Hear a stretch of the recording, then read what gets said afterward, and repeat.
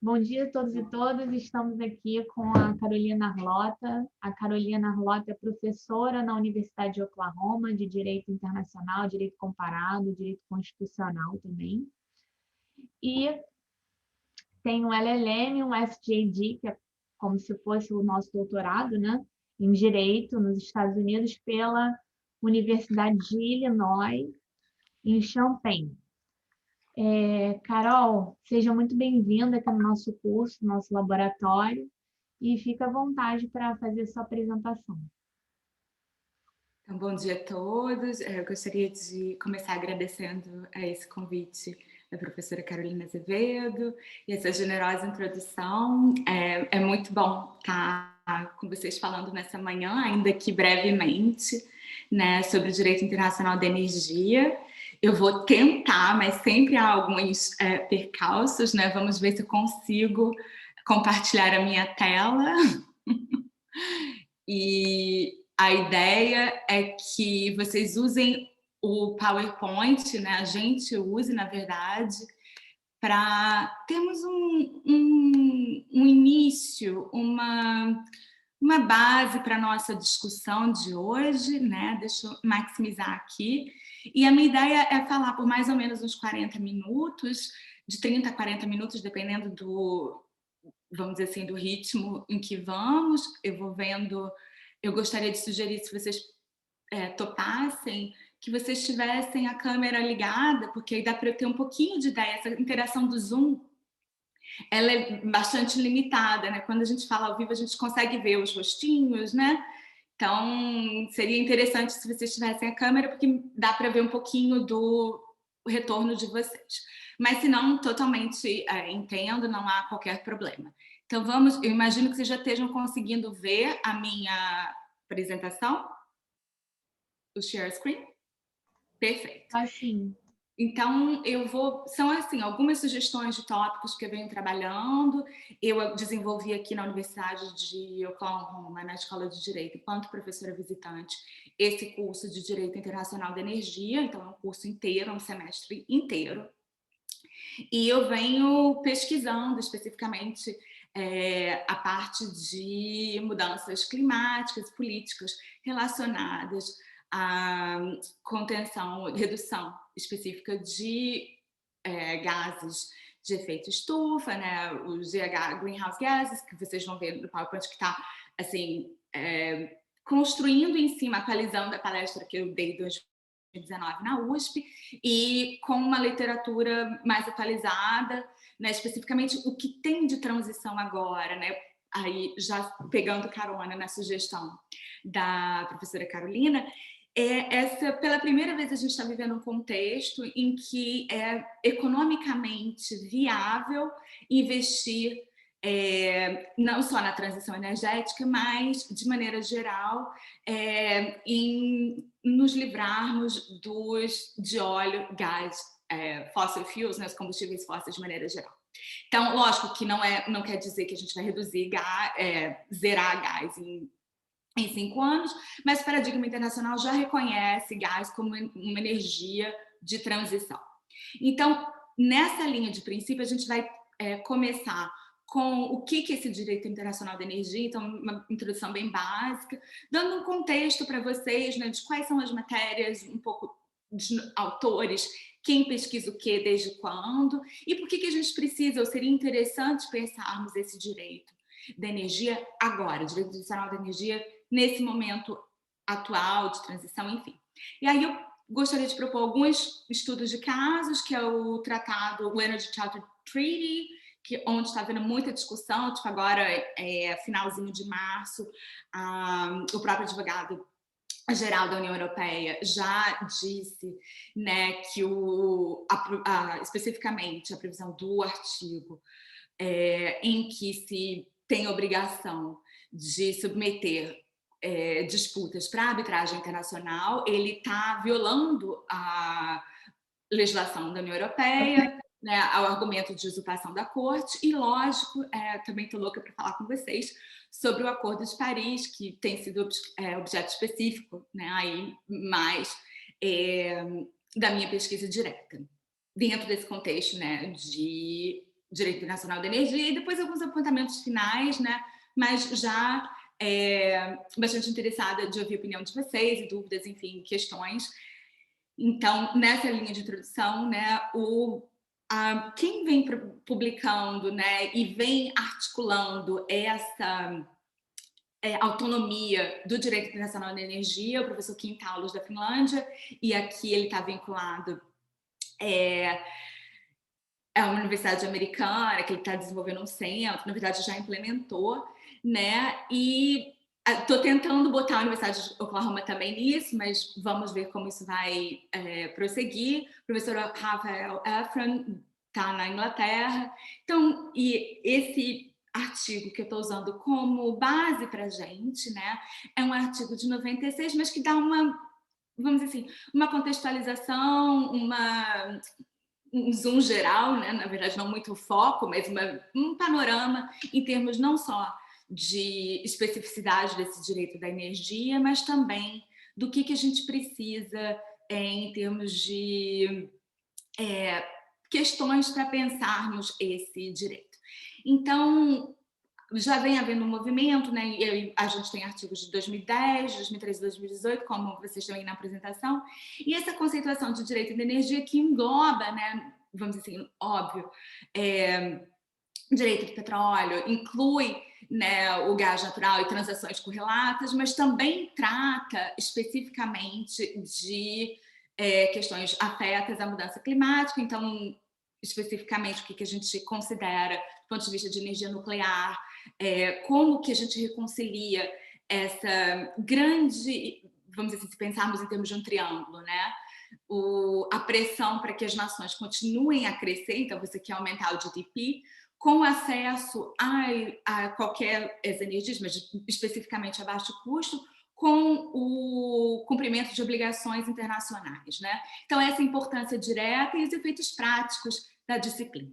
Então, por óbvio, também é uma disciplina que transcende, quando a gente fala, né, direito internacional da energia, ou transnacional, poderíamos pensar também, ele não está vinculado a um país ou a uma esfera do globo, né? Então, essas transações a gente vê muito inicialmente pensando, né, as crises do petróleo, 72, 73 e depois 79, existe essa influência direta e como que as nações, por questões energéticas, né, por questões de segurança energéticas, têm que adaptar. Então, de novo, fazendo essa conexão com a importância estratégica do tema.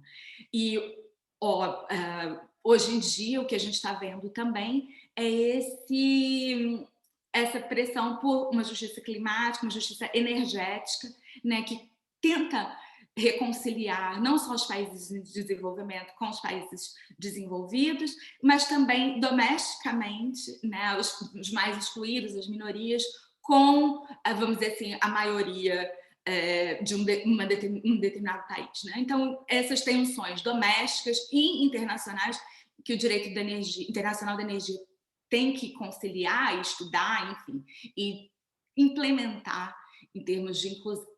Então, a natureza dos atores envolvidos, a gente tem, por óbvio, né, os estados, então são atores sujeitos a direito internacional, capacidade de direito internacional público, em termos de natureza jurídica, mas também privados e ONGs e associações internacionais, como a Associação Internacional de Petróleo, enfim, todos eles ou fazendo lobby ou atuando, né? E quando a gente pensa até em termos de convenções internacionais, a gente não pode esquecer que a própria Convenção Internacional, né, CISG,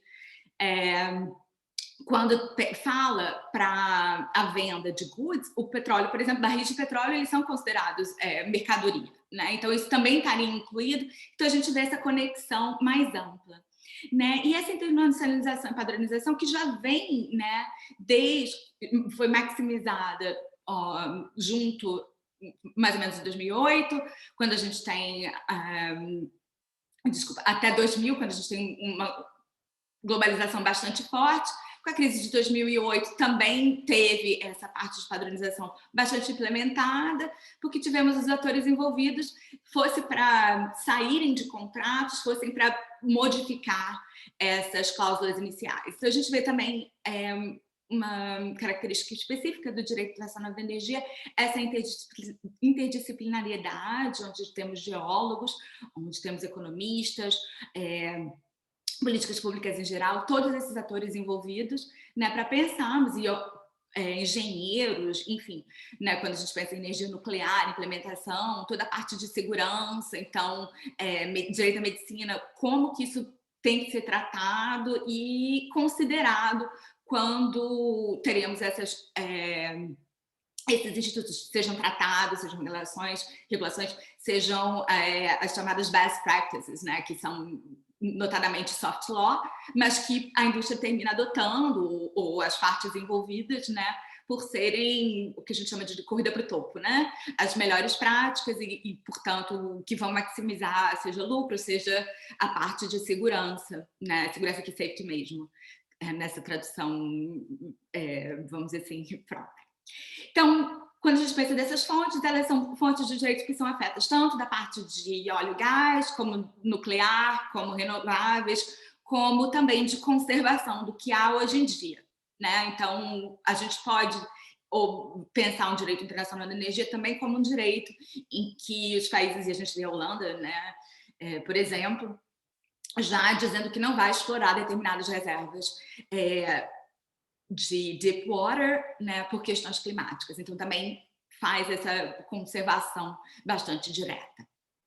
E talvez o que eu queira, vamos dizer, diretamente discutir com vocês hoje, antes de adentrarmos nos exemplos concretos, seja por que a gente precisa desse direito internacional da energia agora, nesse momento histórico. Então, notadamente, essa urgência provocada diretamente pelo aquecimento global, né, e essa mudança climática, e todas essas políticas públicas que, vamos dizer assim, são para ontem, né, e a gente tem especificamente nesse sentido o Acordo de Paris de 2015, né, começou com efeito jurídico em 2016, mas já botando todos os países, né, do globo nesse paradigma de cooperação e de implementação de metas específicas, que foi bastante controvertido, né, mas aí, como vocês devem saber, o Obama, vendo que a comunidade internacional não iria, especificamente países como a Índia, a China, não iriam concordar com um índice único de redução, tipo, vamos todos reduzir 5%, 10%, 20% até 2030, né? Então criou as NDCs, as National Determined Contributions, para que cada país tivesse essa determinação, mas que a ideia fosse cumprir-se e a cada 5 anos fossem mais efetivas, né? Mais stringentes, mais fortes, mais limitadas. Então, isso traz também a complexidade do assunto, dinâmica, porque está sempre mudando, porque a ciência muda, porque as pesquisas mudam, porque os satélites mudam, porque os atores envolvidos têm dinâmicas diferentes, seja do ponto de vista interno, né, quando a gente pensa em ditadura, quando a gente pensa em reinados, quando a gente pensa em organização política especificamente, mas conjunturas internacionais de crise, vide o exemplo atual da pandemia. Então, é uma dinâmica que é muito interessante do ponto de vista de pesquisa, mas que traz, vamos dizer assim, que denota essa complexidade, então a gente vê um diretamente ligado ao outro. E essas vantagens, quando a gente tem, sejam professores, sejam atores que só militam, advogados ou partes que estão diretamente ligadas nessa transição energética só não, mas com interesse na transição energética, mas vinculadas com comércio, já especificamente com matéria de energia, então são não só o que a gente chama de repeated players, jogadores repetidos, né, do ponto de vista de law and economics, da análise econômica do direito, mas também jogadores que têm um conhecimento sofisticado, que querem mudar ou querem melhorar o jogo, né, o jogo aqui sendo as relações econômicas e essa troca. Então, vocês têm o triângulo azulzinho, um azul assim diferente, exatamente para lembrar dessa governança climática, desse tripé, né, que a gente pode pensar em termos de crescimento econômico, acesso às fontes de energia a preço razoável, né? Então, você quer garantir esse desenvolvimento e esses dois objetivos sendo conciliados, sendo informados, né, com a obediência aos tratados internacionais. Então, hoje em dia, basicamente, não há que se falar em direito da energia de uma concepção doméstica, é o que eu venho advogando, inclusive em obras futuras, né, pensando esse direito internacional da energia. Qualquer energia tem que ser pensada, tem que considerar essa parte internacional, né, essas obrigações internacionais. Então, quando a gente pensa em energias renováveis, a classificação que não é única, né, mas que também tem que ser visto exatamente para adaptar ou para implementar essa transição energética. Energia nuclear, a International Energy Agency, né, a IEA, ela propugna basicamente que não seria viável a gente ter a redução de carbono, né, dos gases de efeito estufa, como a gente precisa, né, nessa urgência, do ponto de vista imediato, enquanto se não houver energia nuclear.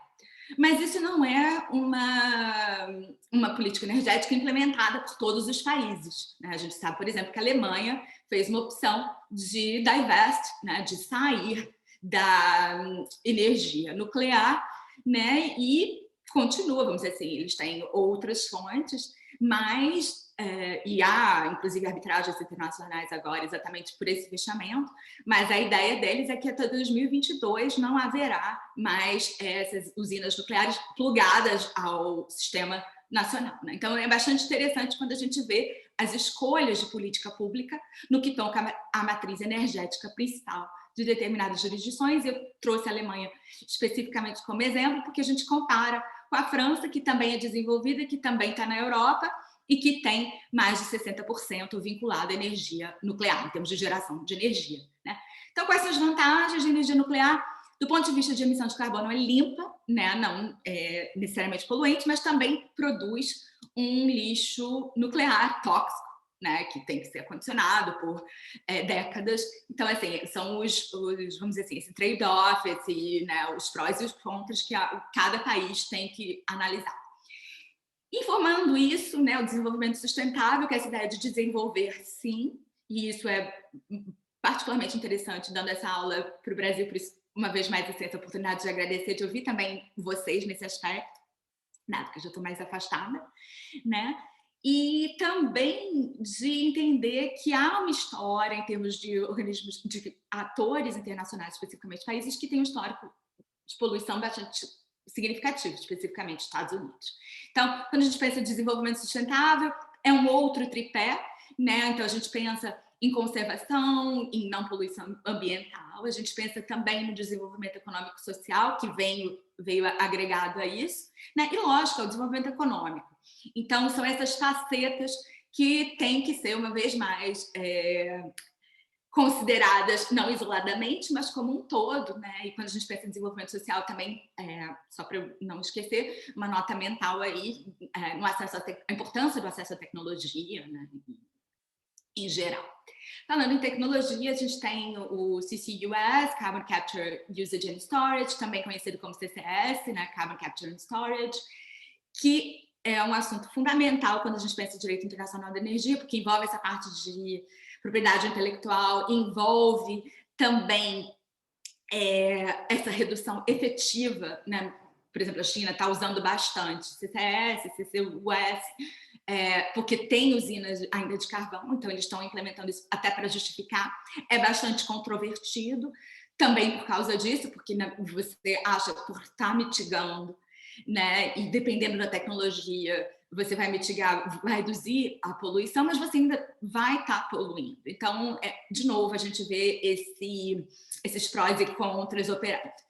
E também porque, quando a gente pensa, porque esse imediatismo, essa urgência de concebermos o direito internacional da energia agora, nesse momento atual, né, do mundo, e especificamente, volto a mencionar a pandemia, que trouxe a crise, que trouxe a necessidade dos países crescerem ainda mais efetivamente, por já terem, vamos dizer assim, esse crescimento reduzido em função da pandemia.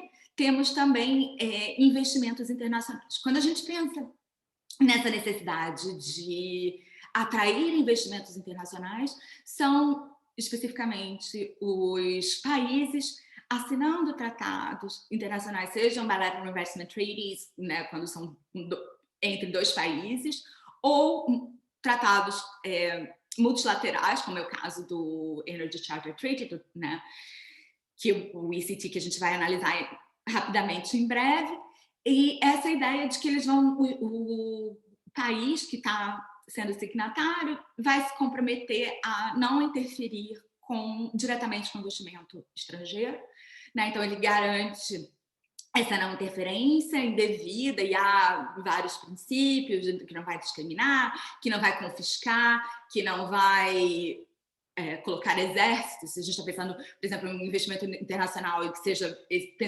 se pudermos pensar esse investimento, um exemplo, uma refinaria, né? Então, o governo se compromete que não vai interferir, não vai implementar taxas confiscatórias, não vai mandar polícia, vamos dizer assim, barricar o acesso à refinaria de forma que os empregados não possam ir trabalhar, e por aí vai.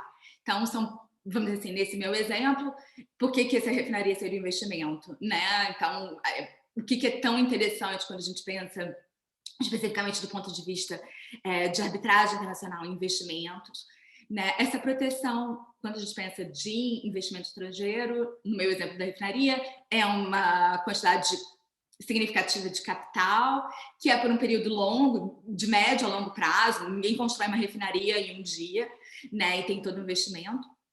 Também essa noção de que envolve um risco para o ator internacional, para o investidor que está efetivamente construindo e, vamos dizer assim, criando esse investimento fora do país dele. E também não só um risco, porque o governo que está recebendo essa refinaria, né, o país que está sediando essa refinaria, se compromete a não interferir no que toca, eu dei o exemplo tributário, mas também pode ser uma regulação ambiental, que é mais comum até hoje em dia, né? Então ele vai, vamos dizer assim, não é dizer que não vai poder regular a matéria ambiental, mas ele tem que fazer de uma maneira transparente, de uma maneira que não seja confiscatória, enfim, não pode discriminar entre outros nacionais, tem todo um arcabouço jurídico para isso. E pensando ainda o que eles chamam do Salini Criteria, né, que são os critérios dessa decisão arbitral do Salini, interpretando investimento, porque investimento internacional não está definido na convenção do ECCID, né, eles pensam também esse benefício social. Então, no caso da refinaria, pode ser o treinamento dos empregados com uma determinada tecnologia, pode ser um clube, pode ser... E quando a gente pensa até em decisões arbitrais, o que foi considerado investimento internacional, tem até nota promissória que não tem muito disso, assim, na verdade é basicamente transferência financeira, né? Mas, enfim, o que mostra a necessidade de pensarmos isso também sobre esse ponto de vista do direito internacional da energia. Então, a gente vai mudar agora um pouco do contexto de mudança climática, e o que esses exemplos que eu quero propor para vocês para pensarmos, tanto no contexto do Energy Charter Treaty quanto do Acordo de Paris, a gente vê aqui a mudança de temperatura, como está crescendo, e tem esses pontinhos vermelhos, essas oscilações são confusas mesmo, mas eu fiz de propósito para vocês verem que dependendo da referência do estudo, elas vão ter uma certa discrepância, mas óbvio que o conhecimento científico está envolvido nisso, mas a gente vê notadamente subindo, né? Esse que o gráfico mostra. Nesse outro slide, a gente tem essa diferença de temperatura, e é bem interessante comparar 2020 com a variação de 81 a 2010. E dá para ver, assim, quanto mais vermelhinho, mais aquecido, pior. E é bastante interessante, porque os vermelhos, assim, já mais para laranja, e o aquecimento ilegal que está em Celsius é mais fácil, né? É bastante significativo. Quando eu trago para vocês essa necessidade dos atores internacionais cooperarem e estarem investidos diretamente nessa redução dos gases de efeito estufa, eu acho que esse big picture é bem interessante, que a gente vê que em ausência de cooperação internacional, a única vez que a gente tem os vales, né, que há ou uma pausa ou uma redução, ainda que pequena, dessa produção especificamente aqui, né, de monóxido de carbono, é quando há uma crise internacional. Então, foi a depressão, foram as guerras mundiais, foram as crises do petróleo, o colapso da União Soviética, o crash, a crise de 2008. Então, acho que isso facilita bastante a gente visualizar. Esse outro slide traz um resumão de como que as Nações Unidas têm, vamos dizer assim, dificuldade, né? Exatamente por ser notadamente um assunto difícil, em que a gente tem os países em desenvolvimento, num ponto, do ponto de vista de justiça climática, um ponto bastante relevante, dizendo que eles não são responsáveis, né, pela atual saturação de gases de efeito estufa na atmosfera, e os países desenvolvidos dizendo, bom, ou está todo mundo reduzindo, ou não vai adiantar. Né? Embora todos, assim, a gente bota um asterisco, não é o caso dos Estados Unidos, e como vocês sabem, hora está dentro, hora está fora. Então, a gente tem a United Nations Framework Convention on Climate Change, que é essa convenção assim, bem geral, dizendo que tem que reduzir, né? E com esses fins de redução houve o protocolo de Kyoto, o acordo de Copenhague, tentando cada vez mais pegar um objetivo bem genérico, que era do UNFCCC, e implementar. E especificamente no que toca essa implementação, o Acordo de Paris ele traz um alvo, né, bem determinado quando fala da redução de 2 graus e por pressão dos países das ilhas, países menores e ilhas, né, essa obrigação de perseguir esforços para limitar o aquecimento de 1,5 graus Celsius. Bom, eu prometi para vocês um contexto de energia e acho que tem um mapa bem interessante, que é o que a gente precisa da comunidade internacional, pensando esse direito internacional da energia, o que precisa mudar? A gente precisa mudar a matriz energética. Então, a gente tem embaixo esses combustíveis, biocombustíveis, a bioenergia, energia nuclear, solar, hidráulica, hidrelétricas, enfim. Gente, português às vezes vacila aqui. A gente precisa mudar, precisa botar isso que está embaixo para cima. Então, embora a gente tenha tido um crescimento vertiginoso bem rápido, o que está acontecendo? A gente ainda vê petróleo, carvão agora um pouquinho mais estável, especificamente porque os Estados Unidos reduziu bastante, né? Embora o Trump apoiasse, e um crescimento ainda de gás. Então, são matrizes energéticas todas ligadas a combustíveis fósseis, e a gente vê a vasta maioria no mundo, né? Então, nesse contexto, eu teria agora um vídeo para mostrar para vocês, mas eu vou pular, que era especificamente tratando dos combustíveis fósseis no contexto da União Europeia e como o Energy Charter Treaty, ele ainda está obsoleto, porque ele está, na verdade, dando prevalência ao investimento nesses combustíveis, ao invés de energia solar, etc. Tem o caso famoso da Itália, em que isso não aconteceu, e foi quando a Itália, na verdade, saiu do tratado do Energy Charter Treaty, e foi motivado exatamente por subsídios à energia solar, que a Itália decidiu revogar, e aí houve essa interpretação dizendo que não podia ser feito, especificamente porque, no que toca ao conteúdo do artigo 26, eles estariam violando essas proteções ao investidor estrangeiro. Então, assim, por que é controvertido? Porque a ideia se você proteger o investimento, não há que se falar, na verdade, de proteção ao investidor, mas sim ao investimento estrangeiro, de forma a garantir que o capital migre para onde há mais necessidade, maior necessidade, é uma visão. A outra visão peraí, você tem que proteger sim, mas você tem que ver que não podemos limitar a soberania dos países que estão recebendo esse investimento internacional. E aí vem um conflito, e por muita pressão popular, não foi à toa que veio essa decisão agora de março de 2021, né? Na verdade, desde o julgamento da European Court of Justice, da ECJ, né? SCJ, da Corte de Justiça Europeia, da União Europeia, que foi famoso, o ACMEA, já dizendo que essas provisões do Energy Charter Treaty não eram aplicáveis no contexto dos países da União Europeia, né? Então limitando.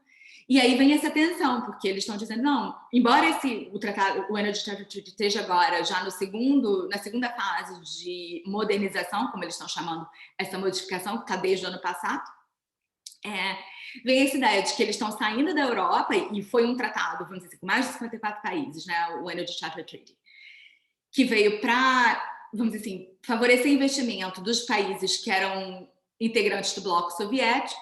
Hoje em dia, com essa decisão da Crimeia e com essa decisão bem recente agora do advogado-geral da União Europeia, eles estão isolando a Europa para, vamos dizer assim, casos potenciais, reclamações, enfim, especificamente no que toca à arbitragem, entre países da União Europeia, mas estão deixando para os demais países, especificamente países da África.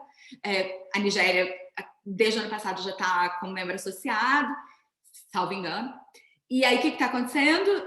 Eles vão ter essa limitação de soberania e não está claro, vamos dizer assim, que a arbitragem internacional de investimentos seria, vamos dizer assim, suficientemente protetiva ou preservaria, vamos dizer assim, a soberania desses países. Bom, também controvertido, mostra essa dinâmica e mostra também essa necessidade de implementarmos esses princípios no que toca ao Energy Charter Treaty, os princípios da energia, direito internacional da energia. Eu vou deixar o link para vocês podem ver um videozinho curto de 4 minutos, mas que eu não quero atrasar para vocês, em que basicamente faz o caso, né, vamos dizer assim, mais forte para que não haja, que o Energy Charter Treaty, na verdade, seja rescindido, não tenha mais efeitos. Bom, nessa linha de princípio, vamos dizer assim, direito internacional da energia, a gente fez brevemente, tivemos essa visão panorâmica dessa dinâmica, dessa complexidade do Energy Charter Treaty, e agora a gente faz a transição para o Acordo de Paris. Eu não sei se vocês tiveram tempo, eu sei que foi tudo super assim na última hora, mas eu pedi para a professora Carolina circular um artigo meu do ano passado, que trata dessa questão especificamente com a metodologia de análise econômica do direito, mas focando numa análise, vamos dizer assim, específica no que toca não só a parte metodológica do ponto de vista de implementação na política americana, mas também de efeitos globais. Então, acho interessante, quando vocês tiverem chance, se tiverem interesse, dá uma olhadinha. Podem pular a primeira parte no que fala procedimental, que não é tão interessante para vocês, que é muito ligada a um contexto local dos Estados Unidos, mas acho que é bem interessante porque é um caso ilustrativo da complexidade do direito internacional da energia, especificamente porque os Estados Unidos é o maior poluidor histórico, é o segundo maior poluidor da atualidade no que toca à emissão de gases de efeito estufa, e é o maior poluidor per capita, né, por pessoa, quando a gente faz e eu vou ter uns gráficozinhos em breve. Quando a gente pensa da natureza jurídica, e isso traz particularmente interessante no que toca ao exemplo dos Estados Unidos, essa dinâmica pela Constituição americana e pelo próprio direito internacional. Então, do ponto de vista do direito internacional, não há qualquer dúvida de que o Acordo de Paris é um tratado internacional. Quando a gente vem para o direito americano, dependendo do autor, pode ser e pode não ser. O que é super, vamos dizer assim, é contraintuitivo, ele não faz o menor sentido para a gente, né? Especialmente nós brasileiros olhando assim, mas como assim? Como que pode ser um tratado internacional para os outros países e obrigar todos os demais países? E do ponto de vista... Deixa eu só ver aqui o chat que está pulando para mim. Só para ver se não é alguma coisa... eu vou ver as perguntas depois, tá bom, gente? Para a gente manter o raciocínio aqui. Então, vocês me desculpem, mas de forma que a gente tenha o nosso tempo junto maximizado. Então, pensando nessa natureza jurídica, do ponto de vista internacional, não há dúvida que seja um tratado internacional. Domesticamente, né? Eles negociaram, e foi o Kerry, que quando era secretário de Estado, junto na administração Obama, no último minuto trocou as obrigações, que eram shall, passou para will, a pedido dos Estados Unidos, para dizer que era um acordo executivo, executive agreement, e, portanto, não precisava, podia bypassar o Senado, não precisava submeter a aprovação do Senado. Com isso, o que aconteceu? Bom, mudou a administração, entrou o Trump, vocês já sabem a história, os Estados Unidos saíram. E aí, o que isso traz, né, jurídica? Ela traz incertezas domésticas e traz incertezas do ponto de vista internacional. Sim, os Estados Unidos, esse maior poluidor histórico, esse maior poluidor per capita e o segundo maior poluidor em termos atuais, em números absolutos, toda hora, que eles chamam aqui de flip-flop, né? Uma hora está dentro, outra hora está fora, já tem um histórico de não ter ratificado o protocolo de Kyoto. Então, assim, os Estados Unidos têm que fazer mais. E isso não é fácil, tá aqui defendendo esse problema. Bom, uma nota relacionada, por que a gente tem a literatura de análise econômica do direito é relevante aqui, que a gente tem um problema de ação coletiva, né? Collective Action Problem. Qual é a natureza da própria poluição. Então, não adianta o Brasil, o Canadá, enfim, dizerem, não, a gente vai zerar a poluição até 2030, gases de efeito estufa, etc., a gente não vai mais emitir. Não adianta, adiantaria muito pouco se os Estados Unidos ou se outros países não tomassem iniciativas similares. E, com isso, vamos dizer assim, a grande dificuldade, e está bem claro isso no meu artigo, espero, né, é que você tem um problema de segurança, de confiança, e o problema também é de que a indústria vai migrar. Então, vamos dizer assim, os países não têm, do ponto de vista econômico, tanto incentivo para regular de forma imediata, essa redução e de forma drástica, como seria necessário, que eles ficam sempre nessa, não, mas a minha indústria vai para outro lugar, vai ser deslocada para outra jurisdição. Então, eu queria realmente falar brevemente dessa análise de custo-benefício como metodologia, porque é bem controvertida aqui nos Estados Unidos e essa controvérsia já está migrando também para o Brasil. Há quem sustente agora que essa metodologia há que ser utilizada, tendo em vista o princípio da eficiência do artigo 37 caput da Constituição brasileira. Então, já tem alguns artigos no mercado, mas não em contexto energético ainda, então cabe vocês, não sei se monografia, enfim, não estou sugerindo, mas assim, pensando isso maior, eu imagino que seja uma questão bem interessante do ponto de vista atual para o Brasil.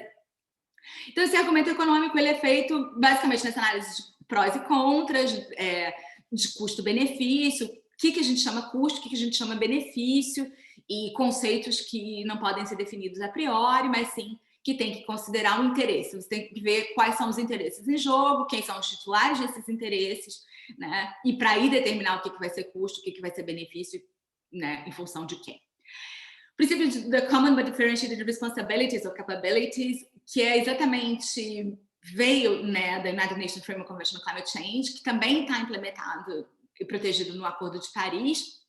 Ele traz essa obrigação de redução, né, de mitigação da emissão dos gases de efeito estufa, mas também de acordo com o momento histórico, o desenvolvimento social, o estado de desenvolvimento em geral de cada país, em que pese essa urgência. Então, de novo, a gente vê essa necessidade do direito internacional da energia conciliar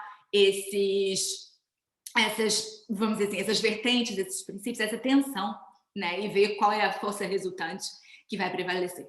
Essa é uma quote, na verdade, do ex-secretário das Nações Unidas, falando da importância do Acordo de Paris. Eu trouxe aqui porque o Acordo de Paris tem sido assim, objeto de tanta discussão, e com essa coisa dos Estados Unidos, está dentro, está fora, né? Tanta controvérsia, que eu achei interessante ver, assim, quanto, do ponto de vista histórico, né? Quanto que foi interessante. Bom, a gente tem um cartoon aqui do Trump, tipo, saindo, não tá nem aí, chamando a SWAT, e como consequência teve esse super backlash, teve essa na verdade, a comunidade internacional, vocês têm à direita de vocês da tela, sendo que era um absurdo, e Macron, o primeiro-ministro da Itália na época também, notadamente assim, chamando realmente de absurdo, né, que não iria abrir para renegociação, protegendo, na verdade, os termos originais do Acordo de Paris. E à esquerda, vocês têm os próprios membros da administração do Trump, que eram o próprio secretário de Estado, que vocês têm aí no centro, o Rex Tillerson, ele foi contra a saída dos Estados Unidos. Então, assim, para a gente pensar, essa é a sugerida, né, National Determined Contribution dos Estados Unidos nos termos do Acordo de Paris agora, que vai ser no COP26, né, na Conference of the Parties, agora em novembro, no Reino Unido. Gente, eu vou pular aqui alguns slides para dar tempo de responder as perguntas de vocês. Então, mas tem esse slide que eu acho super interessante, que a gente fica pensando muito em gás, o que é natural, né, especificamente nos Estados Unidos com fracking e no Brasil também com tecnologias que têm acesso, que implementaram esse acesso muito fácil ao gás natural. Então, a gente esquece, né, que o gás ele é bem mais limpo, mas ele é significativamente poluente quando a gente pensa em emissão de gases do efeito estufa, especificamente do monóxido de carbono. Bom, essas são as minhas considerações. Tem uns slides falando dos custos efetivos, mas estão mencionados no artigo, né? Tem um slide em especial que eu queria discutir com vocês, e provavelmente vai ser o último, que é, a gente não tem como medir especificamente o impacto dos Estados Unidos ter saído do Acordo de Paris e nem o impacto dessa nova acessão. Mas a gente tem como dizer que isso é vital, a presença dos Estados Unidos para o direito internacional da energia, para a mitigação e redução dessa emissão de gases de efeito estufa, e a gente precisa dessa governança climática que está, vamos dizer assim, é a razão de existir também, né, em uma significativa medida desse direito internacional da energia pensado agora. E essa importância, um acordo de Paris forte favorece todo mundo, inclusive os Estados Unidos. Bom, aqui vocês têm um pouquinho mais de gráfico e, bom, eu falei, vou me desmentir em um minuto. Esse gráfico é bem legal porque ele mostra as emissões per capita por país. Então, a gente vê claramente os Estados Unidos liderando e fica mais fácil de pressionar em termos de ação efetiva. Bom, essas são as minhas observações. A gente vê aí, a título de conclusão, o triângulo da energia, como conciliar esse crescimento econômico, acesso às fontes de energia e essas obrigações internacionais, e evitar esse comportamento estratégico dos países, sejam países desenvolvidos, sejam países em desenvolvimento. Só a gente pensando no direito internacional da energia, é um direito que tem que respeitar, obviamente, a arbitragem internacional de investimentos, como a gente viu no caso do Energy Charter Treaty, mas também um direito que tem que contemplar de forma efetiva a redução dos gases de efeito estufa e, assim, com esperança, né, aprender essas lições da pandemia, não só em termos de cooperação, de mitigação de propriedade intelectual no que toca às vacinas, como já houve, mas também de transferência, seja de tecnologia, seja de conhecimento, né, como houve, né, as pesquisas estavam disponíveis, abertas online para o mundo todo. Então, a gente precisa disso mais do que nunca nesse contexto climático. Então, essas são as minhas notas finais, e eu já sei que tem pergunta no chat, e quero ouvir de vocês agora, enfim, o que não está claro. Vocês podem abrir o microfone se quiserem, como preferirem.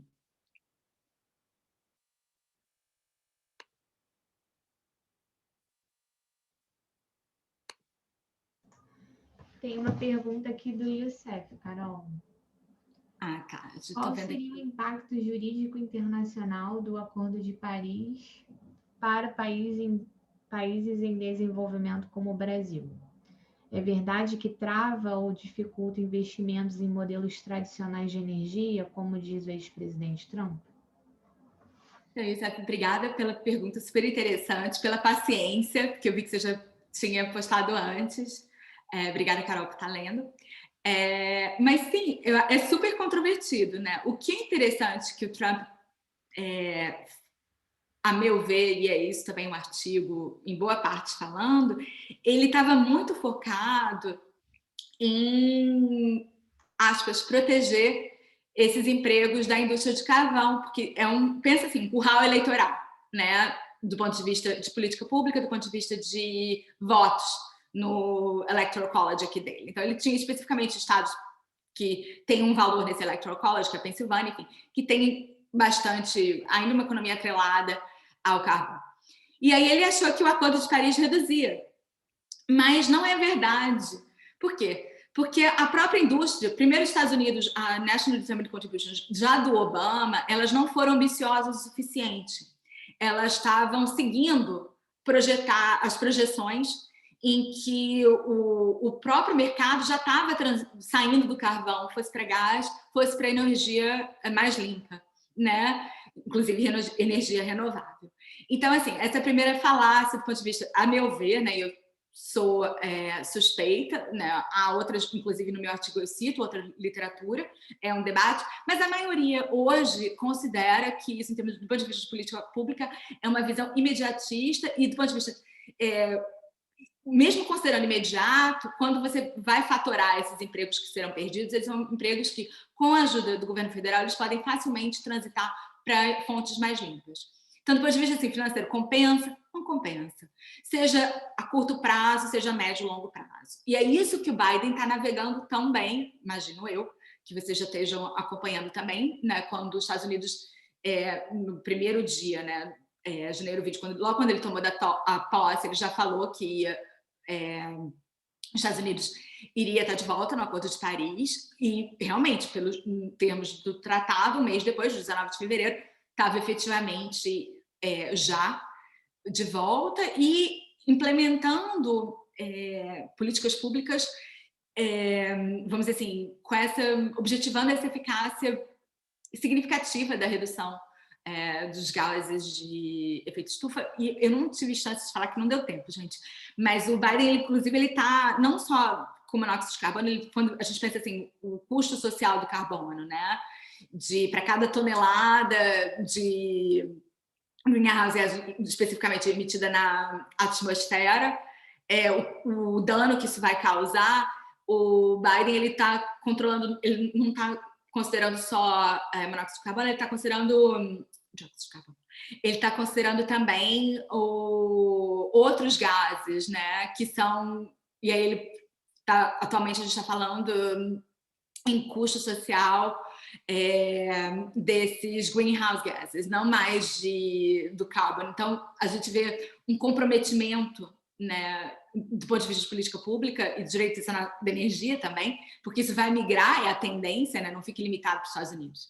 E mesmo esse número, né, do social cost, do custo social do carbono, que o Trump no Biden estava desculpa, gente, no Obama estava em $45, dependendo da discount rate, etc., mas estava em 45 em média. O Trump tinha reduzido para 7, olha o absurdo. E o Biden, preliminarmente, está dizendo que 51, mas o estudo final vai sair em fevereiro do ano que vem. Mas deve ser um pouquinho mais que $51, né, por tonelada de emissão de carbono. Então, é bem interessante, é um assunto que está assim, na crista da onda aqui, e imagino que isso vai ser bem relevante para que os países se comprometam agora, em novembro, quando da Conferência das Partes de número 26, em Glasgow, para realmente sejam contribuições, National Determined Contributions mais efetivas, seja assim, a concretização dessas NDCs de forma mais rápida, né? Então, não é só comprometer, mas também quão célere isso vai ser. E é isso, assim, eu não sei se, imagino que haja na audiência gente que tem, assim, simpatia pelo Trump e gente que não tenha tanta simpatia, assim. Mas eu acho que a gente ganha quando a gente usa uma metodologia e quando a gente pode ver os números, né? E informar o discurso do ponto de vista, isso vamos dizer assim, está maximizando os benefícios, isso está maximizando o que eles chamam aqui, né, de welfare da sociedade como um todo, inclusive o welfare global, né? Não só limitado à população americana, mas também fora dos Estados Unidos. Então, de novo, a importância do direito internacional da energia em fatorar nessa análise, não só por país, mas também do ponto de vista global, né? Então, Youssef, obrigada, excelente pergunta, espero que eu tenha respondido, assim, né? Não com muitos detalhes, mas... Eu posso fazer uma pergunta? Vocês estão me vendo? Pode sim, Matheus. Muito obrigado de estar aqui, né? Foi uma explanação maravilhosa. Você falou de Law and Economics. Eu quero fazer uma pergunta sobre isso. Você poderia falar um pouco sobre a importância da análise econômica no direito, ainda mais no Brasil? Só para vocês terem ideia, né? Existe uma certa lei municipal que ela diz qual vai ser a espessura de um pastel. Você poderia falar da importância da análise econômica do direito para colocar na ponta do lápis, né, a importância, o impacto e se é economicamente viável algumas regulamentações de leis, né? Que eu acho que é muito importante, ainda mais num país como o Brasil. Obrigado. Não sei se foi clara a minha pergunta. Super clara, Matheus. Obrigada, obrigada pelo generoso elogio. Então, eu sou suspeita, né? A gente sabe que não tem discurso neutro. Então, meu doutorado é com metodologia de análise econômica do direito, pesquisa voltada para cortes, né? Mais na parte constitucional. Não é uma análise econômica do direito não é uma metodologia, como toda metodologia, né? Isenta, né? Mas aqui, nesse conceito que eu estou trabalhando, por exemplo, quando a gente pensa em análise de custo-benefício, o que eu acho tão atraente? Quando você pensa em regulação, essa análise de custo-benefício, ela deixa muito claro o custo e o benefício de qualquer medida regulatória. Então, ela não vai, no caso do pastel, né? Ela não vai dizer se você vai ou não regular o pastel. Ela vai dizer assim, gente, mas ela não vai controlar, como a gente usa na literatura, né, o termo técnico. Não tem um remédio para isso, mas ela vai dizer, gente, a espessura do pastel, ela, sei lá, de 10 centímetros, ela vai ser mais econômica porque vai caber mais carne, você vai poder maximizar o conteúdo de proteína versus o conteúdo de gordura. Não sei, estou inventando. Mas ela vai te dar especificamente prós e contras, né? E ela vai dizer se essa medida vai ser, por exemplo, melhor implementada do ponto de vista, como você falou, de uma lei municipal, uma regulamentação municipal, de uma regulamentação estadual ou federal. Mas o que eu acho tão interessante, e assim, eu dei o micro, agora eu vou dar o macro. Quando a gente pensa em análise econômica do direito, a gente tem que tomar cuidado com a metodologia, sim, né? Mas, então esse é o macro. Porque ela vai trazer sempre o que eles chamam aqui de winners e losers, vencedores e perdedores. E qual é a crítica principal à análise econômica do direito, que também vem para essa análise de custo-benefício? É o argumento moral. Então, há casos em que você tem que considerar, por exemplo, proteção ambiental. Muitas vezes você não vai ter como colocar um valor específico na biosfera ou na poluição de gases. Você pode quantificar, por exemplo, a morte por calor, né? Isso você tem como fazer. Quanto que você vai dar para a vida humana? Nos Estados Unidos são 10 milhões de dólares. Quanto vai a vida humana no Brasil? Não sei. Mas ela vai dando números. E isso é que, vamos dizer assim, a Martha Nussbaum da Universidade de Chicago é contrária, mas aqui nos Estados Unidos, o Richard Bevez da NIU, o Cass Sustain de Harvard, eles estão dizendo, não, olha, a gente consegue minimamente quantificar a vida humana. A metodologia econômica, ela consegue, na média, trazer um número razoável. Mas a gente não consegue quantificar as espécies que a gente não conhece. A gente não consegue quantificar a poluição da biosfera.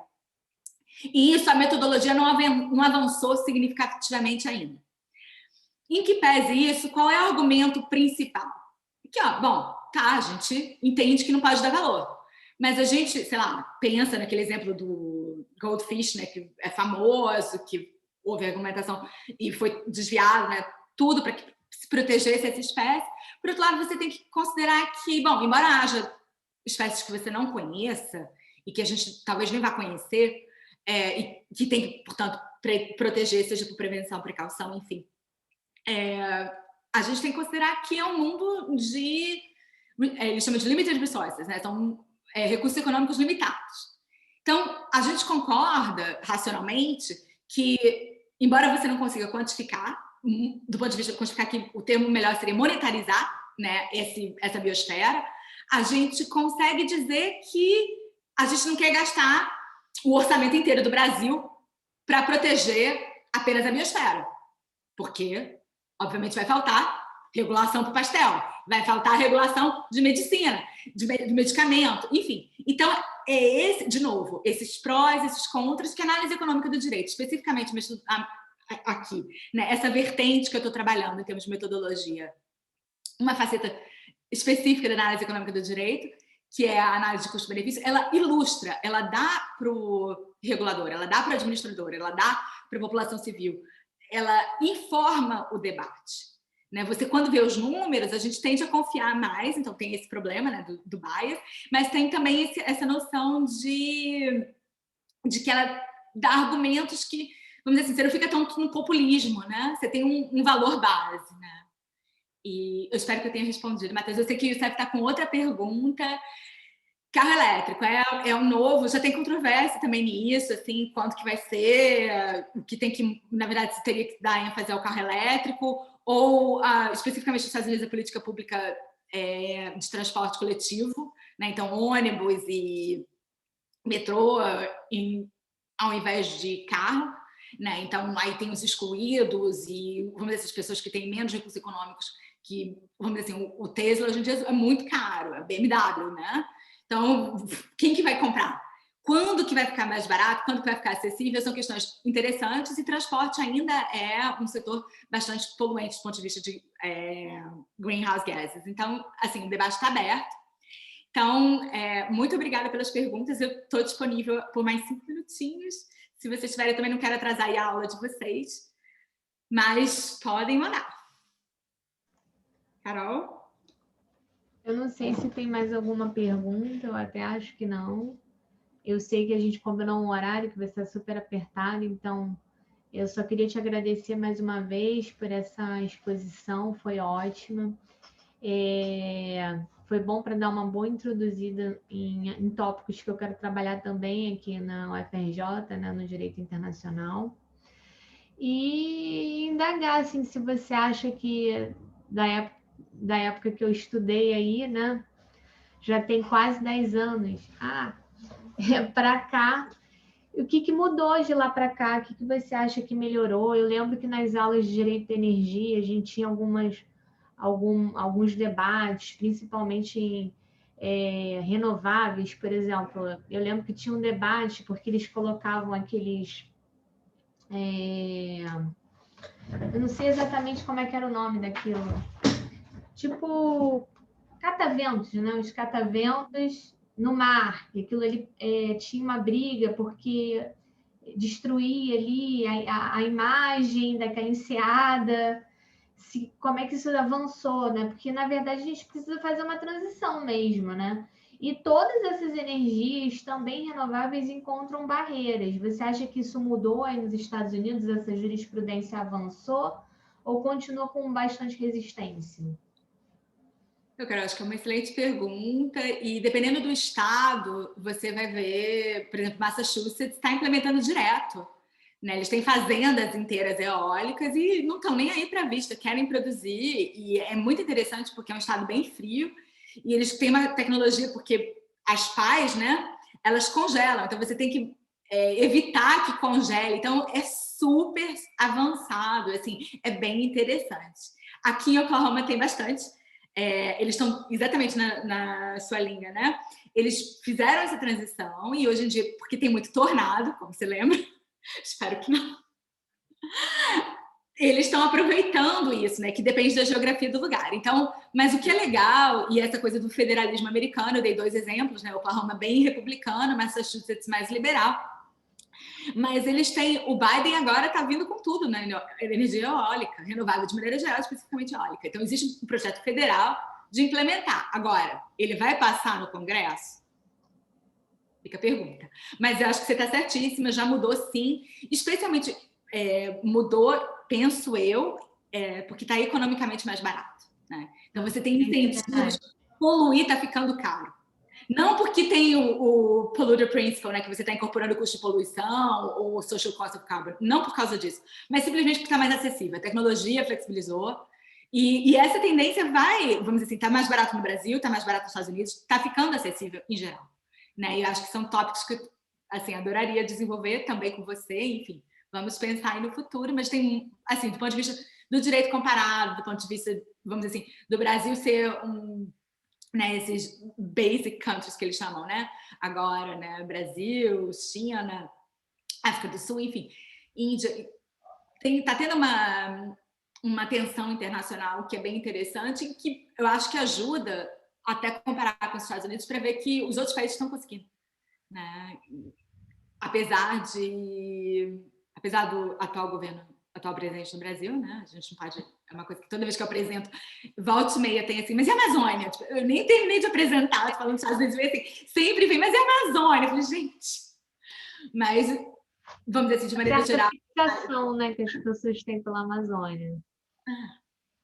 Mas eu continuo aqui na minha cruzada, agora mais informada também por causa dessa palestra. Então, super obrigada pela oportunidade, por todo o carinho, pelas generosas palavras. E Muito obrigada, Carol. E vamos fica aí o convite para próximos. Estamos sempre de braços abertos aí para recebê-la. Muito obrigada, tá? Obrigada. Tudo de bom para vocês e para sua turma tão distinta. Obrigada. Tchau, Pessoal, tchau. vou ficar aqui se vocês quiserem falar comigo, tá? Carol, se quiser sair, pode Vou sair. dar o livro aqui. Um ótimo dia.